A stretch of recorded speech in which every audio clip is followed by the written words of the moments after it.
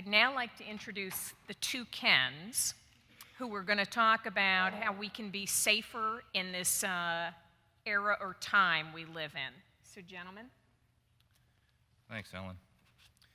Good afternoon, everyone, and welcome to our joint presentation by the Tellico Village Computer Users Club and the Homeowners Association on cybersecurity. I want to thank all of you for attending today and showing your interest in this important topic.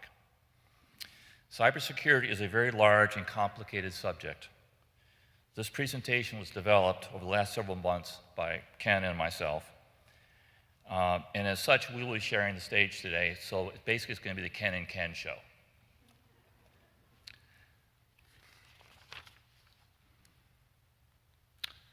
So, why an HOA presentation on cybersecurity? This seems a little bit different than a normal general meeting topic. But through the Neighborhood Watch program, HOA strives to help make Tellico Village safer for all its residents. And fortunately, we all live in a very safe community. And the small number of minor crimes that we do have are mainly thefts of opportunity.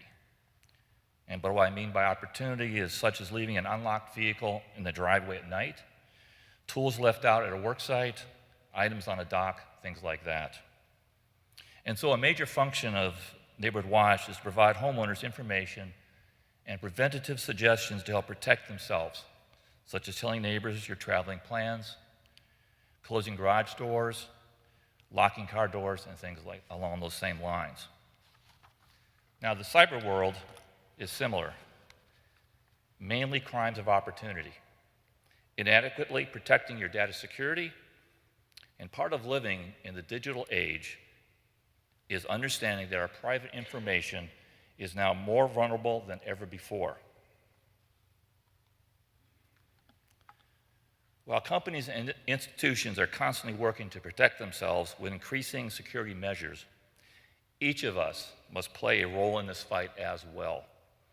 Your computer, tablet, and cell phone contain information that hackers and other criminals would love to have. In a connected world such as we live in, we each have a responsibility to protect ourselves and the people we interact with. And it all starts with understanding cybersecurity.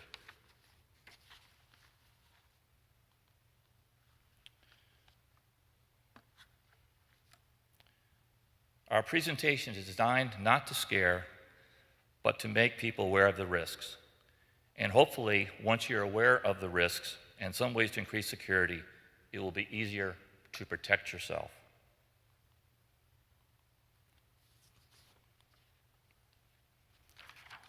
As cybersecurity is a very complicated subject, we want you to be aware that our presentation must be somewhat general and cannot cover every single threat that may exist in cyberspace.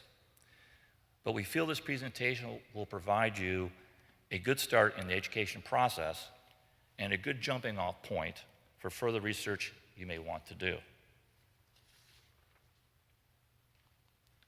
As I said, it's a complicated subject and therefore impossible to cover only in one session.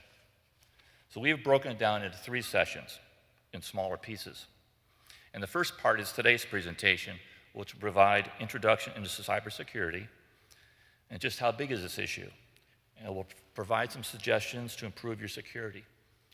The second part, which will be covered on May 23rd, will cover computer scams and tips to improve financial cybersecurity, very important topics.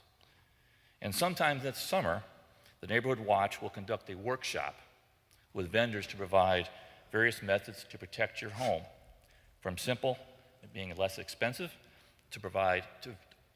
from less and simple solutions to more complex and therefore more expensive solutions. To help you take notes, for your note takers and people who want to take more detail, this PowerPoint presentation will be made available online. We will also have additional supporting information online as well. So if you missed something today or want to review more in depth, you can do this later, so don't worry about taking a lot of notes right now. Now I'm going to turn the mic over to Ken, who will kick off the presentation with some definitions. Okay, thank you. As Ken said, this is a very large and complicated subject, and it's probably pretty new for a whole lot of people. So what I'd like to do first is kind of set a framework, because it's going to seem like, well, you want us to do all this stuff, and it's really complicated, and so this is just too much for me. So let's try and make it in a way that kind of fits with things that you're already doing. We start off pretty simply. I think everybody 16 turned around and said, I want to drive a car.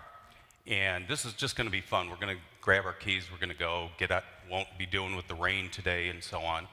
And I tend to guess that pretty much everybody here did the same thing, just grabbed their keys, jumped in the car, we're just going to go over to the church and see what's going on. The thing is, reality. It isn't just, I'm going to grab the keys and go. There's a whole lot of things that go into that. You're running around after you find out you've got your license, and it's like, I got to do all this stuff to protect myself. I've got to get insurance. I got to make sure the brakes work. Got to make sure the rest of the car's in good mechanical shape. Got to make sure there's enough gas, because I'm not walking home. You got the battery. You got to look around as you're driving. Is the guy drifting over in my lane? Am I getting too close? What's the weather like? All these things are going on. And we all do it. Because this is what we have to do in order to just grab the keys and go. So we'll keep that whole idea, and you don't have to read everything that's there. It's just to show there's a lot of things that you do behind this very simple thing of, I just want to drive my car. The digital world's pretty much the same thing. We start out wanting to just maybe Facebook to see the grandkids, some internet shopping, checking recipes, just doing all sorts of daily things, much like just driving a car. But there's things to be aware of when you're just going on and doing this. So what we want to do is we want to give you some guidelines to fill in, to be those types of things that you found out you had to do with the car to stay safe while you were driving. We want you safe while you are using the digital world. A little bit of background. A few of us are a couple days past 16, and we didn't grow up with these in our hands like kids now. So just give a little bit of framework. We've got some terms that we'd just like to give everybody a definition so that as we use them, you understand what we're talking about, hopefully. Cyber. Cyber is a term that means having to do with computers being the ones on your desktop, laptops, tablets, and yes, cell phones. These are all things that deal as in a different world, which is the cyber. And the cyber space is, you take cyber and you add words to it. Cyberspace is the internet and everything around, whether it's your cell system or not. Cyber crime, and those are attacks on computers and phones. CyberSecurity is protecting you. So when you hear cyber, that's what it's dealing with. Now, the cyber world is growing bigger and bigger. I don't know if you're aware of it, but on this first one, the World Wide Web went live on March 12th of 1989. So it's only 30 years old. We've got some statistics on how it's grown. In 2017, there were 3.8 billion internet users, 51% of the population, projecting 75% by 2022 at 6 billion. Data volumes. The amount of data that was recorded for, say, the first 5,000 years, as long as they were been recording, we are now putting so much information on the internet that we put pretty much the equivalent of everything for 5,000 years. That's going up at about every 2 years. We are putting so much information out on this thing called the web.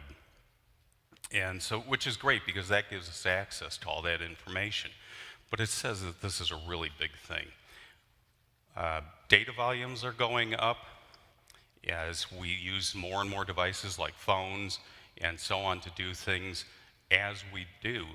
I don't even carry cash much anymore or whatever. I do everything on my phone.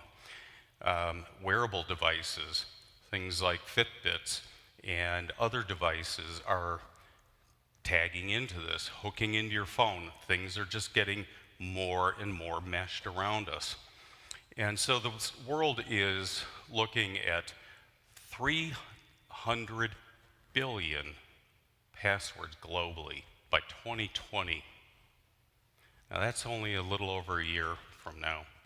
So there are a lot of things going on out there, not just us here in the village. Your cars are going online. It is actually possible to take over control of your car. It has been for some years. The manufacturers are putting in computers and so on so that they can get analytical data on how their vehicles are performing in the real world. Problem is, somebody might hack in and literally defeat your brakes. So things are great, but there's some things that are not. And that's what we want to do, is try and have everybody aware of those things. So how big is cybercrime? All right, so in this slide, we're saying that criminals now are on the FBI's most wanted. It is a crime at the federal level. Identity theft, 60 million people. US government's going to spend $15 billion on cybersecurity. Guess who's number one for attacks? The US. Who's affected in the US, and really every place? Everyone. You cannot get off the grid. I'm sorry. You can say, well, I'm not going to use my credit card to purchase. I'm not going to do all these things. I'm not going to have a computer, phone. Doesn't matter. You exist in cyber world, and you don't have a choice about that. And we want you to realize that so that you understand that you need to take steps, even though they might seem like a pain to do, to stay safe. The reason is your medical records, you get an x-ray, it's digitally transmitted over to your doctor. So your medical records are out there in the cyber world. A bank exchange, that's done all electronically. So your bank records, whether you are checking or not. Social Security is electronically depositing your checks now. They're not sending out the ones in the mail. So you really cannot get away from being in the cyber world. Who's targeting you? Well, there's a lot of criminal organizations out there that are. There's hackers, and there's both professional and amateur. The professionals do it for money, and they may be government sponsored. You just do not know where it's going to come from. So how do you start protecting yourself? Well, the biggest thing to do is a password. Think of a password as being much like the key that you use to lock the door on your house, lock the door on your car. You don't want to, people don't want to use passwords. Why? They're a pain to remember and so on. Why do I have to do that? Well, why do you have to lock your car?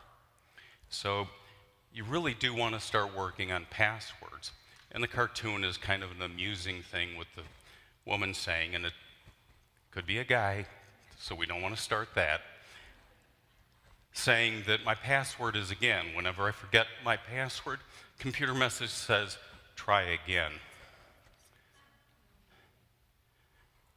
No joke, kids. These are passwords they use. The number one password used is password. That's not good. And people think, well, I'll be real clever. Instead of 1, 2, 3, 4, 5, on up through 9, I'll go 9, 8, 7. These are very simple things for computers to break. The longer the password is, the combination of letters and digits goes up just orders of magnitude. So where you might use 8 letters, meaning characters, numbers, whatever, If you use 10, it's going to be harder to break. Use 12, harder still, and on and on. And so you're trying to make it harder. Here's the thing, 12 letters or characters. You don't want things that are dictionaries, ordinary names, your birthday, your anniversary, your dog's name, all those things, because people can find out things about you, such as your anniversary, from public records. They can find out things where you went to school, any number of things. So you want to try to avoid things that somebody may be able to get a hold of. You want to mix it up using variations on capitalization, punctuation, special characters, $sign, %sign, so on. Okay, you can take a sentence and turn it into a password. Personally, I'm going to have a real hard time with the first one, with the WOO, exclamation, and so on, to remember that as woohoo, the Patriots won the Super Bowl. Put the Bears in, put in whoever you want, doesn't matter. I wrote that one. He owned up to it. I didn't do it. Didn't do the second one either. I like to play pickleball every day of the week at Tellico Village. It's kind of hard looking at that to get it. One of the other things you can do, and what they taught us at the company I worked for, is you can take something like live for today and just find a different way. If you look at L, exclamation, VE, and then FOUR, TD, at, for the A, Y, you can read live for today, and you can remember it easier. That is a little bit easier to remember, and that's a good number. So that type of thing where you mix up something is a good way to do it, because you're not going to look that up, and it'll take quite a long time. Hopefully, just like having a strong lock on your house, they'll go to somebody else. What do you do with your passwords? Well, yeah, people do that. They got little sticky notes, and they leave them all around, and so on, and of course the wind blows them away or whatever, and then it's like, I can't find my password. So you try and remember them. Puzzles, trying to remember my passwords is all the mental stimulation I need. Who needs to do the other puzzles when you can just try and remember your password? You can load them into a file and keep that file on your computer. And one problem, forget the password to get in. That could be a problem. But the most effective way is a program called a password keeper. There's a whole bunch of them out there. And what these password keepers do is they can actually even generate. You can tell it to generate some 20-letter password for you and fill it in, and you don't have to remember. And there's one that'll show a little bit better than what this one generated. But then what you do is you simply go down, you scroll down in your browser, and you hit Macy's or whatever. It goes to the Macy's site as if you were opening the browser and typing in Macy's and so on, and then answering the password or the credentials to get in. This just automates it. So that really is what it is. It's a storage and automation tool. These are some of the ones that are out there. Norton bundles them in and any number of other places. And we're not going to recommend any one, but PC Magazine has said that these are some of the best. Next year it could change. Now we'll ask a question, how should you do passwords? Number one, you want to do strong ones, real ones. You want to have a safe strategy for keeping these passwords, and please strongly consider using a password keeper. And let's see, am I doing that one? No. Oh. Yes. Going to you. So again, please watch the passwords. On those password keepers, we'll have on the website, the HOA website, we'll have additional information for links to the, for pay password keepers, also free password keepers. So there'll be ratings on there. You can look at it. You know, passwords, I've heard passwords should be like underwear. Don't let people see it. Change it very often, and you shouldn't share with strangers. An easy way of thinking about it. All right, now seriousness. Okay, a couple words you've heard many times, virus and malware. What are they? How do you get them? How do you prevent getting them? And what do you do if you get them? And I think the picture says a lot there. Well, I told you not to open that attachment, because that's one way you get attachments. So, so what are they, and how do they differ? Well, a virus is a piece of code that is capable of copying itself, and eventually. Now, some viruses don't do damage, some do damage, but most will do damage, and they will go from computer to computer, and that's why it's called a virus. You're infected, and you can infect other people as well. Now, malware is another term. It's more in the news now. It stands for malicious software. The mal come from malicious and ware from software. It's an umbrella term. It covers a lot of different items, including, and these are terms which are out there in this cybersecurity world, Trojan, spyware, worms, adware, ransomware. We'll talk about ransomware in a minute. And yes, viruses. So a virus is a malware. Viruses have been around for a long time. You've been hearing about that, and haven't changed that much. They aren't used very often by today's cyber criminals. So, how do you get these?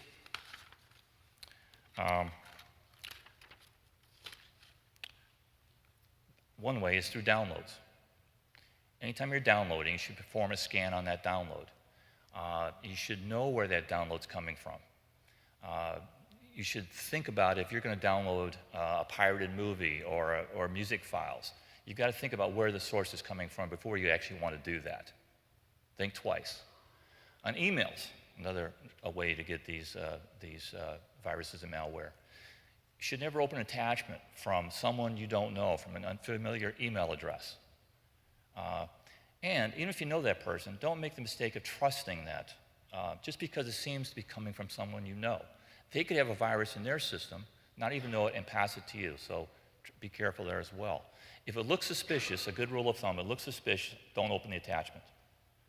And I'll be frank here, I get emails from some friends, and I look at it and I think, well, okay, it's a risk for me to open that attachment. I don't open that attachment. I don't want to do that. So it's your call, but it's got to be realized. If you open an attachment, you could be putting that in your system. Via bad links. They occur on all kinds of websites, and you may be thinking you're going to a website that is legitimate. It may not be legitimate. It may look legitimate, but it may not be. So you've got to be watching for pop-ups come on your screen. It says, ask you to do something, click on something. Be very careful. And if you do it, get out of it as fast as you can. Okay? So those are 3 ways you can end up getting it. So what's the best way to prevent getting these virus and malware? And no one technology can cover it all, but the best approach is a layered approach. So you should have an antivirus program to catch the classic threats that have been out there for a while, and also an anti-malware program.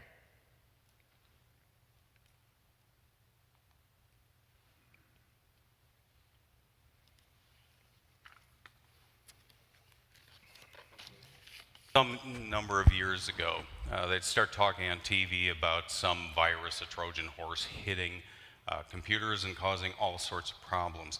The thing with the viruses and the malware from a number of years ago is what they would do is they might cripple your computers, and which obviously, especially if you're a business, is a big problem. It seems though that, and it's not to say it's gone away, but it seems that that type of an attack is kind of dropping off a little. It's always going to be there, so you want the different types of antivirus and malware. The thing that's really popping up now and is getting to be about the scariest thing out there is these guys that are doing these programs are finding out, I can make money. How am I going to make money? Well, that's the new one, and that's ransomware. They literally will get your computer, they will encrypt your hard drive and tell you you have 24 hours to come up with some amount of money. 24, maybe 72. This particular one is saying 72. Very generous hacker, giving you all that time. And they want you to send them this money, and they will give you instructions on how to do that. And then what they're going to do is they're going to give you the key to de-encrypt your system. Well, come on. These guys are crooks. They're doing this. You've given them money. Where's their incentive to really get the key to you? Maybe they will, maybe they won't. So this is really an insidious type of thing that has come up. And a number of companies have now started to market an anti-ransomware that look for the algorithms and the kinds of behaviors and monitor that. And so what you want to do is you want to keep your operating system and all of your security updated. Email is one of the main infection messages because you open it, and that clicking, they know, number one, this is a real address, and number two, by opening it, you could launch that going in to start the encryption.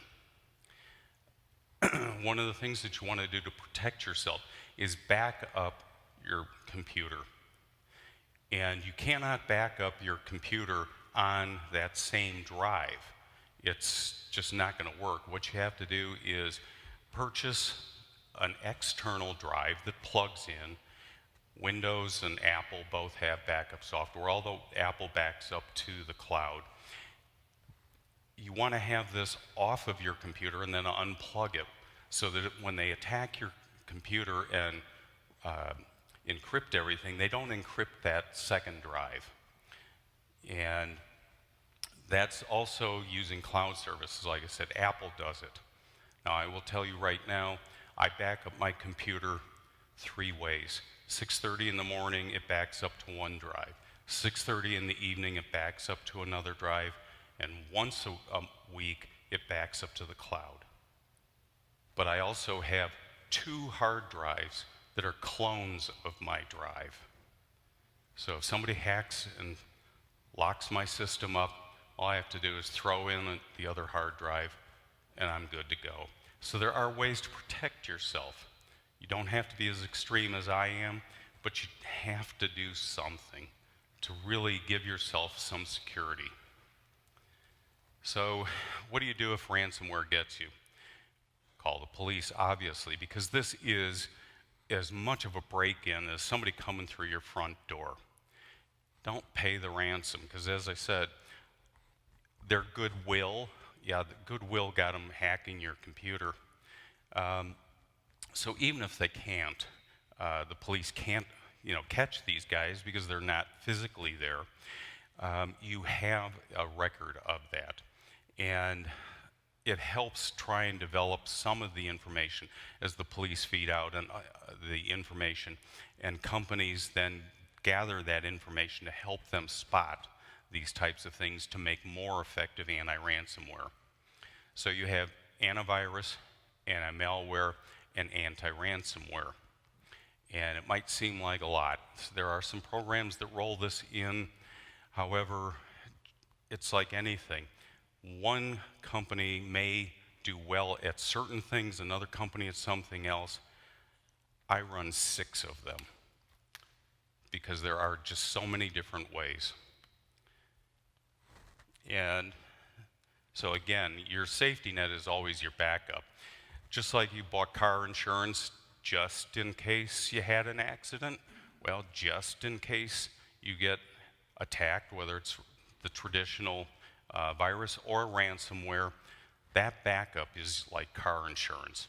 So that is your just in case, to make sure that you have that and can recover everything you want and not have to pay and not lose all those precious photos and everything else that we store on our computers.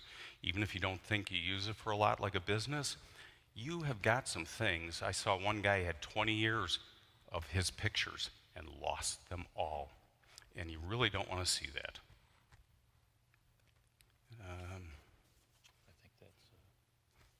think that, Yep.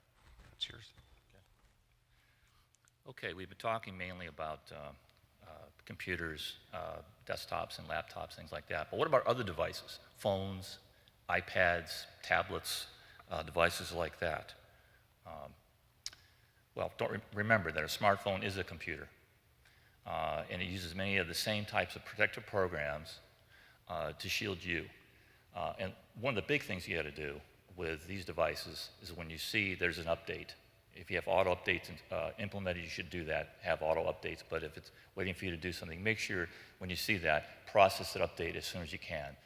Many of those updates are to fix security issues with the phones or the pads. So, are any other phones, any of the two main phone types safer than the other ones? And you have two main operating systems. Apple phones use the iOS operating system, and Samsung, LG, Google use Android. Now, in the world, Android is much larger. 85% of the market is Android.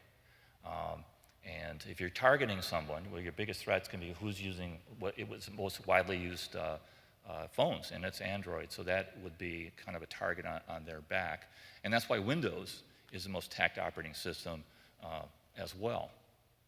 There's a difference in the design between the two, Apple iOS and Androids.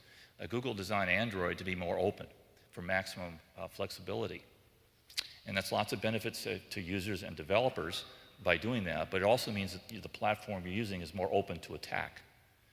And Apple uses a closed platform, and they called it a walled garden. And think of a garden with a wall around it. That's kind of what they do.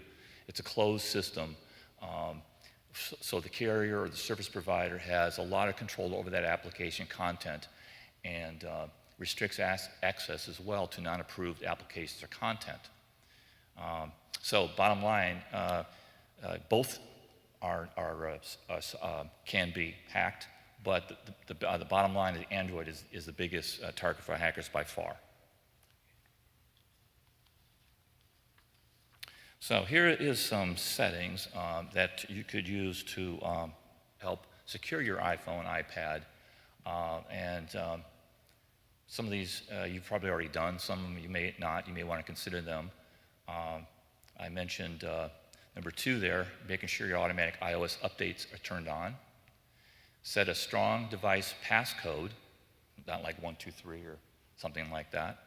Switch to a 2-factor authentication, which more and more businesses are going that way. And you've probably happened to you where you go onto a site and they send you a text message or a call you or something or email to you that you authenticate that you are really the person doing something. So that's a 2-factor authentication.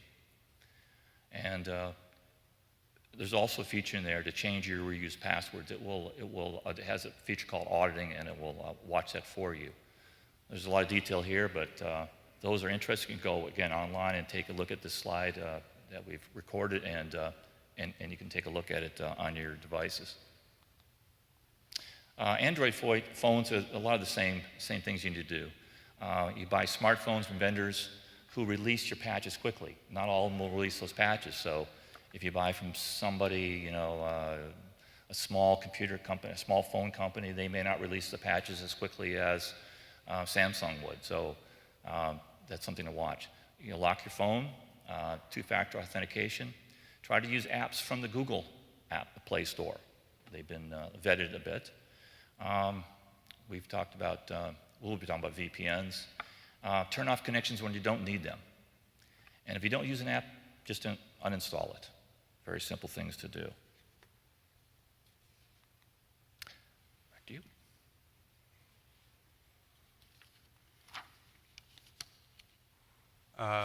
Okay. We're showing a slide of, it's a graphic presentation of just what the web is. Because it's kind of we can't touch it, we can't see it or anything like that. So really, what is it? Well, the web is, think of it in 3 parts, and much like this graphic, it's very similar to an iceberg.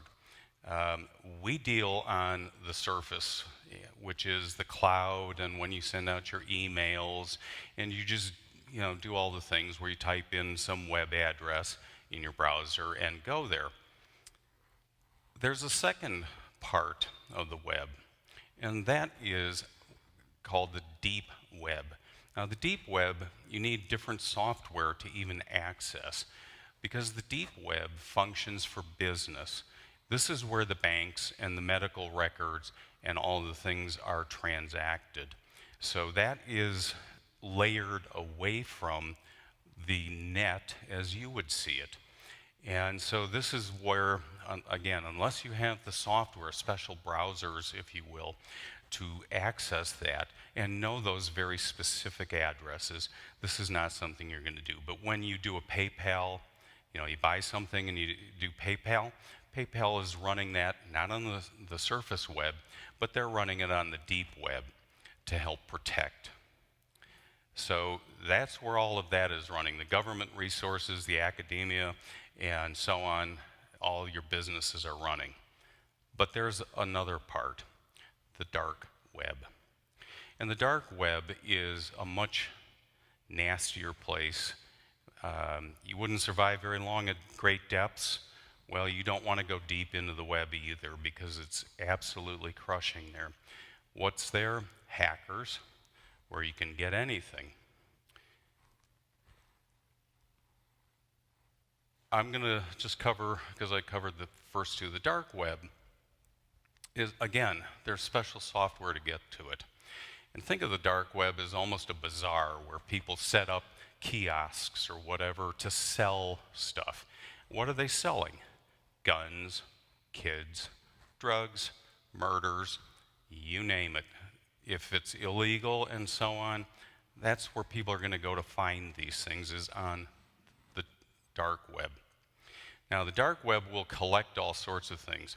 They will go, the people that frequent that will go and they'll put together a whole package.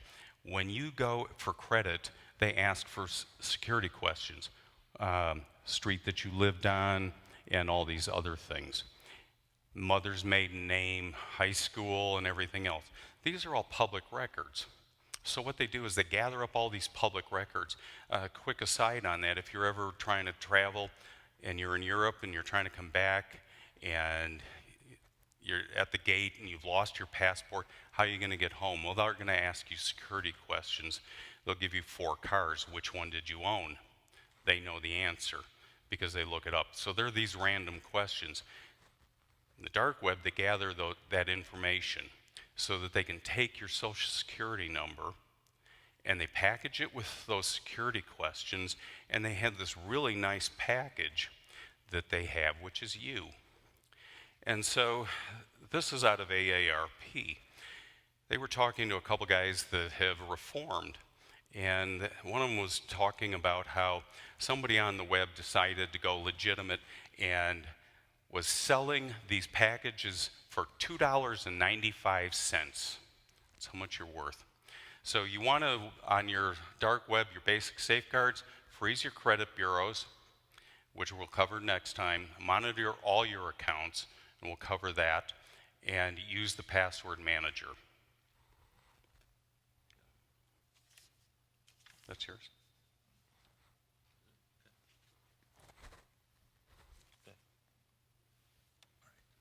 I'll let you cover it. Your home security on your wireless network. You should refrain from giving your password out. You can sign your guests in yourself, which is a good idea. I've never thought of doing that. Now I will do that. But I also just set up a guest network. It was very easy to do, and it's something you should consider. So, and they would have access to only the internet, so it stays away from everything else in your house. Place your router in the middle of your home. People can't be outside trying to access it. Disconnect the router when not in use, and use a boring network name. I heard the other day someone actually used the name of a police department for their router name, which I think was pretty clever. Probably wouldn't click on that. Use a VPN, virtual private network, and keep your router current. I think this is a perfect one for Tellico Village. How long after walking into someone's house is it acceptable to ask for their Wi-Fi password? Not long, I think. Okay.